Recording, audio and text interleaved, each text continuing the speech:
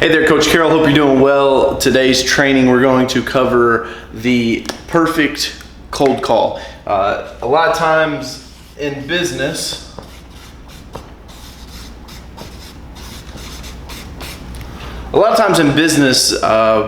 we hear this lead generation talk, right? And especially with social media right now, there's a lot of emphasis on getting leads. But what you have to understand is that technology is going to come and go, right? And hands down right now, Facebook ads are the cheapest, easiest, fastest way to get your name out there in front of your market. But you don't want to be handicapped by that because within, I would say, the next 24 to 36 months, you're going to see some big businesses start to bring their money in. And so that's why I truly believe that phone sales and being able to make a perfect cold call, and hopefully this isn't backwards, but being able to make a perfect cold call is very important.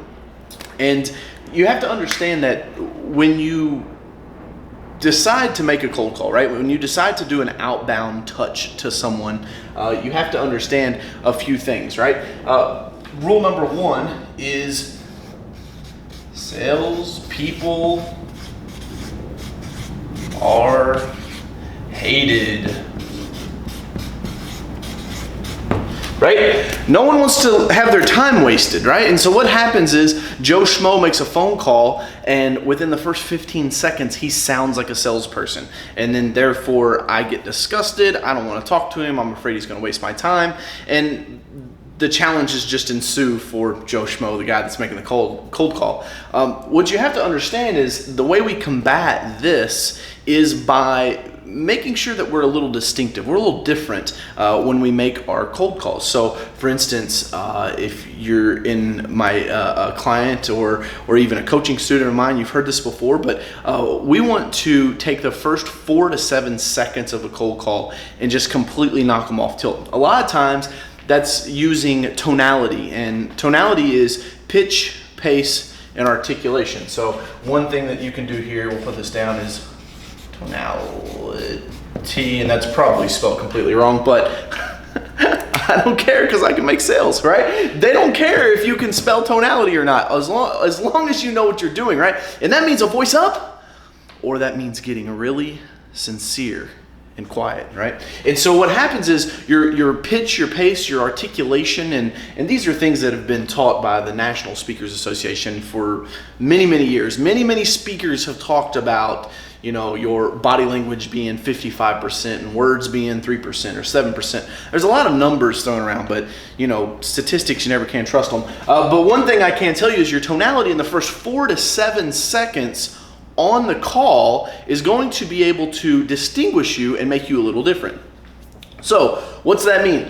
Tonality, here's an example. Ring, ring, phone gets picked up on the other end, and it's, hey, Sherry, or you know, hi, my name's Sherry, I'm with ABC Supply Company.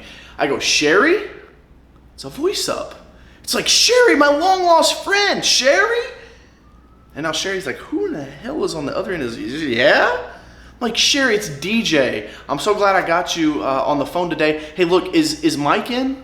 Like, that's the guy I'm going for, right? That's the guy I'm trying to get to. So I'm using tonality to throw Sherry off her kilt because she's just used to dealing with sales guys trying to get in to see Jerry or Dan or Steve or Jason, whoever it may be. You have to be a little bit more distinctive, a little different, right? So now I got Sherry on the phone. I'm like, Sherry, it's DJ. Is Dan in? Like, so much excitement. They don't know what the hell's going on, really. They're kind of scrambling. So she's like, he's on a call with somebody. I was like, it's no problem. You always want to make sure that you communicate back that you heard what they shared, right? Salespeople are terrible at this, right? Low-level salespeople, okay, yeah, okay, great. Boom, and they're back into their pitch. What happens is they don't focus in and actually listen to what the customer is saying to them. You have to listen like that. 2 ears, 1 mouth. Had a sales coach teach me that early on, and it helped me a ton because I would go in and talk over people, right? 0.1% of people, I believe, are like naturally born gifted salespeople. I happen to be one of those. I can just talk to people. I can make them feel comfortable. I've also done extensive training on persuasion and neuro-linguistic programming, and I have these skills available that you may not have right now, and that's okay because if you can use things like tonality. Here's another one. I alluded to this earlier. Body language. Body language. Are you smiling? Are you happy to be dialing? Is what I should be asking you, because if not, if you're not excited about making the call, if you're not excited about reaching out to these people and telling them about your awesome product or service, they're gonna hear that through the phone, man. So we gotta make sure that our tonality is on point within the first 4 to 7 seconds. Then we gotta make sure that our body language is up. I like making calls standing up. 9 times out of 10, I'm out there walking up and down the balcony. Just because I like being outside, it expands your lungs. You don't, very seldom do you see singers slouch over and give a performance. It doesn't happen. It's because they know that their body language is important. Not only for their performance, to be able to sing and bring the air through your lungs and be powerful in your presentation, but they know that the body language is gonna be read by the audience, right? And so what happens is you guys get on the phone and you're not excited, you're not happy. Maybe you don't believe in your product, okay? Here's another, put over here, a little asterisk. Believe. You gotta believe in your product. A lot of you are selling shit that you don't believe in. Ooh, bad word. We'll edit that out. A lot of you are selling stuff that you don't believe in, so you're on the phone all day making dials and you're like, I don't really understand this product. I don't really understand what it does for the customer. You are then tasked with going to your sales manager and saying, hey, I need more training. I'm not competing at my optimal performance level because I don't know everything. I need more training. But you have to ask that. You have to go out and seek that. Knowledge doesn't just come into your life. You got to go seek it out. But then once you have it and you know how to use your tonality, we know how to do a voice up in the first 4 to 7 seconds to grab the gatekeeper's attention. My body language is right because I'm standing up. I'm excited. I believe and I'm confident in what I'm getting ready to express to them. The last one is this. Know the no. Know why the hell you're calling. Seriously, you would be surprised how many salespeople will just pick up a phone and start dialing because they're like, I can cold call, man. I got this. I'm on the phone. What happens is their enthusiasm is fantastic. I wish I could bottle it up and put it on a shelf or sell it. But the truth of the matter is, if they don't really know the no, know why they're getting on that call, they're in trouble, right? And so for us in the ad tech company, if we're calling on State Farm agents, all we're trying to do on that first call is get the email address. Because we can find the phone number, the mailing address, the guy's name, the lady's name, the Facebook page, the social media. We can get all of that. The data we don't have is the email address. And the email address is what we need to be able to follow up, right? Because I don't want to have to go through Sherry every single time, right? Sherry's cool. I'm all right making a call to her, maybe one more call to her, but I need to start building a relationship with the actual decision maker. And that's where a lot of you are making mistakes, is you're not on the no. You call Sherry. Sherry? Yes. Hey, it's DJ with Carroll Media. I'm so glad I got you on the phone. Hey, is Joe available? No, he's not available. He's in a meeting. Hey, no problem. Hey, look, we're an ad tech company. We specialize in blah, blah, blah. Why, man? Why are you going to go into pitching the person that can't make the decision? Your time is valuable as a salesperson, so you need to make sure that you're investing it with the people that you can culminate relationships out of. Now, that doesn't mean you have to be a jackass to the gatekeeper. I'm just saying that don't waste your time on that person, because you could be using your time better to actually make a sale, right? Or build that relationship with that person. So for us, the no is on the very first call. I'm just trying to get an email address, right? In Easy Pro, my contracting business, maybe you're a contractor. Your first call should simply just be an introduction to come give some type of a property evaluation, right? In the contracting business, you deal with estimates. So what you have to do is you've got to get out on site, right? So ring, ring, ring. Hey, this is Michelle at Golden Cross Apartments. Michelle, right? Tonality, voice up. Michelle? Yes. Hey, I'm so excited I got you on the phone. Hey, look, I'm actually doing some work down the road from you guys, and I know you get calls, I know you're super busy, but if you've got like 60 seconds, Could I tell you real quick what I do and see if it would make sense for me to come by your property? Okay. 60 seconds, that's it, right? And you might get some pushback. Look, I'm super busy. Hey, totally understand that. I didn't have an appointment. You weren't expecting my call. How about this? Why don't we set up a time next week where we can actually schedule a call and see if it's worth both of our time for me to come out and give you a free property evaluation? No, I'm not really. No problem. I totally get that. Hey, how about this? What's your email address? I'll shoot you an email. If it makes sense, you can email me back. If not, just delete it and never respond to me. Right? You're literally walking these people backwards, right? And so for our State Farm agents, hey, is Steve available? No, he's not. Okay, great. Hey, Sherry, I'm really trying to set up about a 5-minute call with him. Is that something you can do, or should I email him directly? 9 times out of 10, a front desk person, we are just now in a technologically advanced world to where we're on our smartphones all the time. Very few people, if you get into like executive level sales, you still have those secretary roles, but smaller businesses, 9 times out of 10, the person answering the phone is not going to have the authority to set that appointment, right? So what you can do then is, you do the ask. You say, hey, I'd like to set a 5-minute appointment, a 15-minute appointment, a 1-hour appointment, whatever it may be, whatever you need from that person. This is what I need, Sherry. Now, can you do that? Or let me give you an out. Basically, DJ's gonna leave you alone if you just give me Jim's, email address, and I'll be on my merry little way, and you can get back to your day, right? So you have to figure out when you're about to make a cold call, this perfect cold call, is that salespeople are hated. Sherry gets called on all day long by people that don't care, that people that don't listen to her, people that don't really care about giving their agency, their business, their apartment community, their home, even if you're in B2C sales. All of this is universal, okay? I used to get tripped up. I don't know if you guys can see in the picture. I've got a ton of bookshelves back there. I used to get tripped up because I would read, and in the old books, a sales call was like when you just like straight up rolled up to their office, right?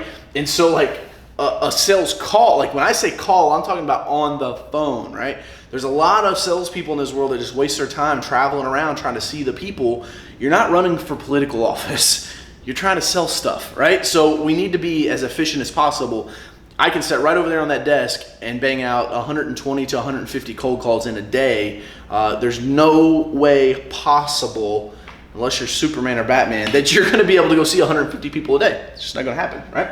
All right, so number 1, quick review for our turn page. Salespeople are what? Hated, right? Nobody likes a salesperson. We get that. Own that. You got to be like Eminem in 8 Mile. Like he knows his buddy Cheddar Bob shot himself, right? Like he just owned that. You got to do the same thing. The way that we get around this is tonality in the first 4 to 7 seconds. And then we've got to control our body language. We're smiling. It's not a bad idea to have a mirror in front of you, honestly. And then know what you're going in for. Are you asking for an appointment? Are you going to try to pitch it? Listen, very few, I'm going to repeat this, very few sales happen on a 1-call close.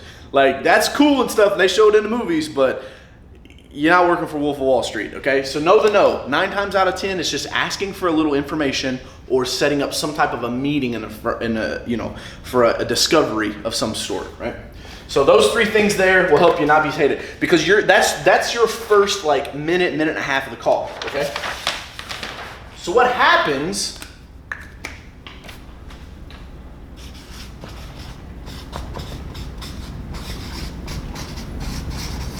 And by the way, guys, I get all this content that I'm sharing with you is in my book, Phenomenal Phone Calls. You might still be able to get the ebook on Amazon. I'm not sure. It was a top 100 bestsellers for a while, which was pretty cool. But we actually completely redid that. We've got a new edition that's coming out real soon. But it's called Phenomenal Phone Calls, a gritty guide to making big money deals over the phone. And so I literally built my first business, right? My first business was a landscaping company. And I grew it from zero, $300 that I saved up, and I bought some little equipment, Walmart weed eater, Walmart push mower, and I was off to business, knocking doors. And when I discovered how to properly cold call, that's when my business blew up. And we did over $3 million in revenue before I sold the company. And You know, I'm not the typical coach, right? That's like, oh, I did this one time and now I'm out. Like, no, like I'm fucking back in it. I've got other businesses. I've got real estate. I eat, sleep, and breathe this stuff. I love it. So number one, perfect cold call. You have to understand salespeople are hated. Okay. Here's number two.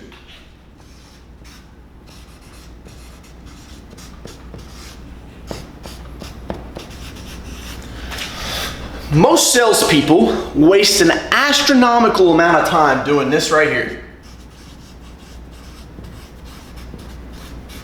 Research. Well, yeah, man, I gotta do a little more research. I gotta see, you know, what's on their Facebook feed and what's on their Twitter feed and what's on their Instagram and their LinkedIn and their website, and let me read up about them. And now I'm in the black hole of social media and I'm 6 more pages deep off of some shit I wasn't even really trying to research, right? It happens, and that's the problem, is that you're trying to do too much research, and the real issue here is not the research, it's your reluctance to pick up the phone and make the call. Your reluctance to like have that objection happen, because you know that's about to come up. Like, it's about to happen to you, right? And so you'll waste time. And then so what do? You take a long lunch. Or you dink off with the wrong people. Listen, the only way for you to be successful in this life and to really be able to secure your family and take care of them and do the things that you want to do and have the freedom and the time, you have to make a lot of money. I'm just going to tell it to you straight. You've got to make a lot of money, okay? And you have to understand that when you're dinking off with people that are time wasters, and I call them time suckers, right? This is that, like, going to the bar, you know, buying shit you don't really need to be buying, wasting your money. Like, I made these mistakes in my early 20s. Now, I had a good time, I was living life, I don't regret it, I don't regret anything in my life, but you have to understand that if you're in sales right now, you're trying to get to that next level, you need to be 110% focused on the money, right? We're not dinking off. We're not talking to Linda because she's nice and she's the gatekeeper and she decided that she would talk to us for 15 minutes. Let me give you guys a little pro tip. If I get on the phone with Linda, like the gatekeeper, and we've all ran into these if you've done cold calls, you talk to Linda, and Linda is the lady that's super nice, that will stay on the phone with you for as long as you'll let her. You have to know that you can be somewhat tactical with that, right? Linda probably knows a lot of information. So what I do is, if I can't get through the gatekeeper, sometimes if she's a little chatty, I'll start asking her questions that are going to help me in my sales process, right? Well, I was calling for Mike, but is there any other district managers? Oh yeah, we got Wendy, we got Jessica, and we got Steve. Oh, great. What areas are they over? Oh, well, Steve is over such and such, Wendy's over, like, I've had this happen to me before. Like, she'll draw out the roadmap and the account becomes way bigger than what I thought it was going to be, because I'm just making a cold call, right? So you always have to have your ears perked up and be careful not to be dinking off and taking long lunches, right? When I played football, if you guys don't know my story, I turned down several football scholarships my senior year of high school to go and start my first business. But I remember all the sports, I lettered in 5 sports in high school, and I thought to myself, like, man, a lot of these things ring true in business that I learned in sports, right? And my coach used to always tell me, like, rest isn't permanent. Like, you shouldn't look forward to the rest. You should look forward to the water break. What you should look forward to is getting back in and either playing the game or doing the drills, because the drills make you better. The water break and sitting on the sideline doesn't make you any better, right? So what I see is a lot of times salespeople, when maybe they're going through a slump, they're having a downtime, they'll start taking long lunch breaks. They'll start wanting to just chat it up at the office, right? Because sales is one of those slippery games where you can make a lot of money, or you can just completely blow your time off. And your paycheck's the only thing that's really going to be the determining factor in showing you that. But I want you to understand, waste time. Don't waste your time, but then most importantly, don't waste the prospect's time. And that's why you may have picked it up in the very beginning section there when I said, do you have a quick moment? Do you have 60 seconds? I can share with you what I'm talking about, right? Because when you tell someone a quick moment or 60 seconds, it's 1 minute. unless they're just like high level executive, which you're probably not going to get through to cold calling, then you got to shift a little bit, and you got to understand that people's mindsets, they probably don't have 5 or 10 minutes, but almost everybody's got 60 seconds for you. Okay. All right. So number 2, that's number 2, and lastly, number 3 on perfect cold call is the zigzag. And no, I'm not talking about the zigzag you're probably thinking about. The zigzag is using social media, using other outlets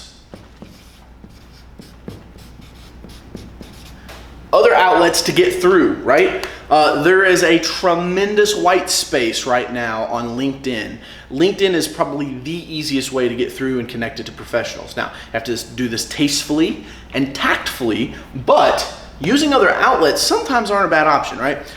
For instance, there is a guy here in Louisville, a very prominent businessman, very successful. There's no way in hell I'm gonna call his office and get through to him. It's not gonna happen, right? So I knew this ahead of time. So before I ever even tried to call his office, I said, hey, I'm gonna go see if this guy's on Twitter or on social media somewhere. Sure enough, he was over here on Twitter. Very active on Twitter, mind you. And so what happened was I follow him. And over the course of about 2 to 3 weeks, I put out some videos, I put out some retweets of his, I commented on his tweets, I tagged him in a couple tweets, basically just to kind of get up on his radar. Then I made my phone call, right? And so what happened was, once I called into the office after talking to him and creating some sort of rapport off of Twitter, now I was confident that I wasn't lying to the front desk person when I could say, hey, I was talking to, we'll call him Bill, for instance. I call the office, they say, hey, XYZ Equity, this is Julie, how can I help you? I voice up, I say, Julie? Yes. Hey, it's DJ. I was just talking to Bill back and forth on Twitter. I was calling to schedule and see if, calling to see what his schedule looked like to try to get him on my podcast. She was like, did you have like a meeting to call him right now? And I was like, no, I'm not doing the podcast now. Like, I'm just talking about trying to get him on later on in the future, maybe this fall sometime, when his time allows. But, is that something you can help me out with, or should I just work directly with him? There it was, right? Can you solve my problem, or do I need to go somewhere else? People like helping people. Right? And so she said, hey, don't worry about it. Hold on just a second. Let me see if he's available. She calls back. He's in a meeting. Give me your name information. I'll pass it over to him. I'll see what we can do.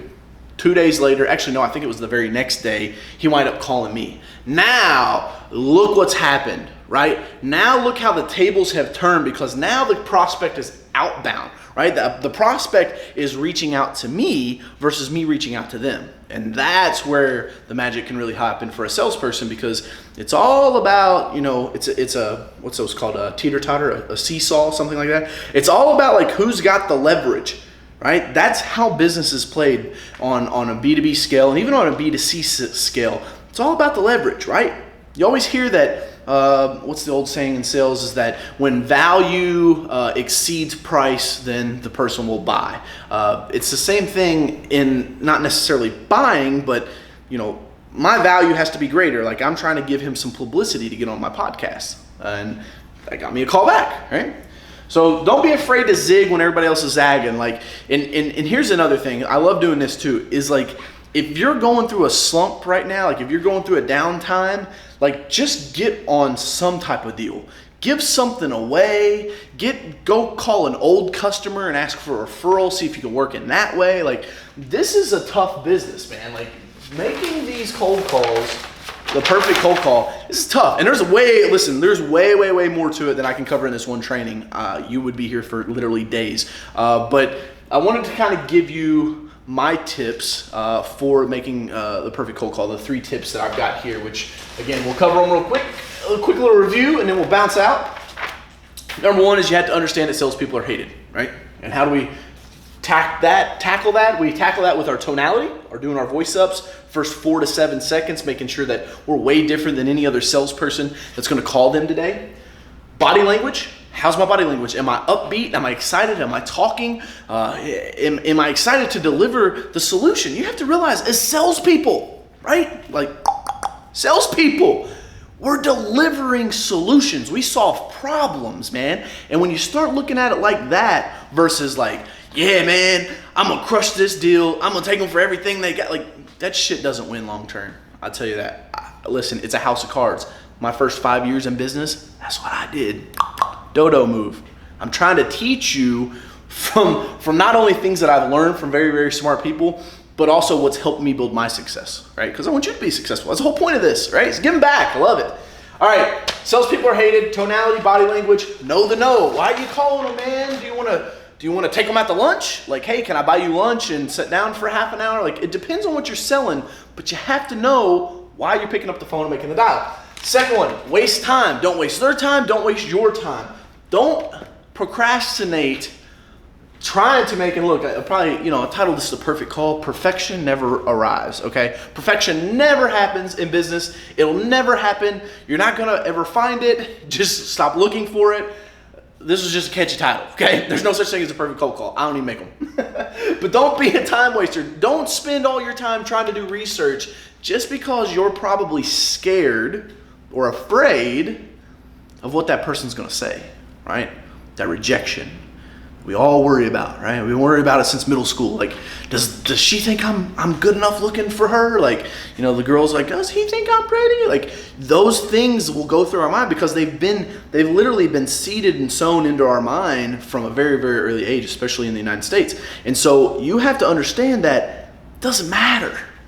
Doesn't matter what Julie on the other side of the phone says. Like, I could call and she could be like, DJ, I hate your guts. Never call here again. And I'd say, Julie, I completely understand.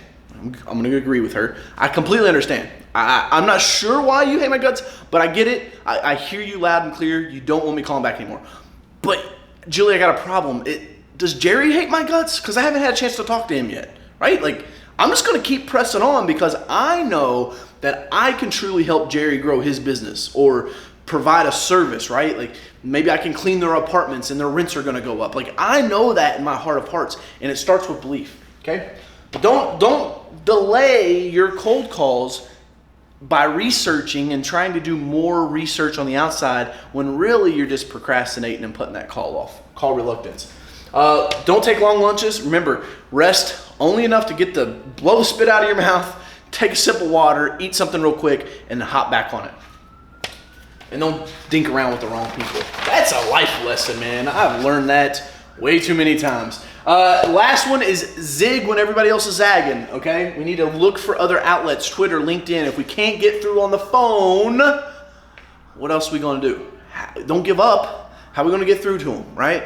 And this also, let me just put on here, this also depends on if you're going after VIP or non-VIP business. And what's the difference? I'll give you this and then we'll close it out here. VIP business is like, it's big, man. Like, I'm gonna chase this, a goose isn't big. That's a terrible analogy. I'm gonna chase down this buffalo. This buffalo's gonna feed my family for months. So it's big, it's VIP, right? Big. How big is the deal? Now, second, can I get any referrals? Like, who is the person? Are they the president of some association? Are they well known within their industry? Then I really am gonna put them up on VIP because I can get other deals on the back end, right? Don't worry about making money on the front end. Sometimes you gotta worry about making money on the back end. And lastly, when am I getting paid, man? Because in the contracting business, if you're a contractor, you'll feel this like, thud in your heart. I've done jobs where it's like net 90, right? So like, it might be a big job. They might have a huge center of influence, but I ain't gonna get paid for like 6 months. Like, you have to start weighing that kind of stuff out, okay? So that's it. That's my 3 tips to a perfect cold call. If you guys want to, tap the share button, thumbs up if it's on Facebook. I think it's the like button. YouTube, I think it's the thumbs up. But you guys can follow me anywhere on social media at Coach Carroll. Got myself branded. Me and old Pete Carroll's going head to head for that title. But hashtag Coach Carroll, Carroll. Find me on social media. Hit me up, follow me. Drop a comment below. I want to know what's the most ridiculous thing you've ever had happen to you on a cold call. Drop it in the comments below. We'll see you guys on the next one. Here's to your success.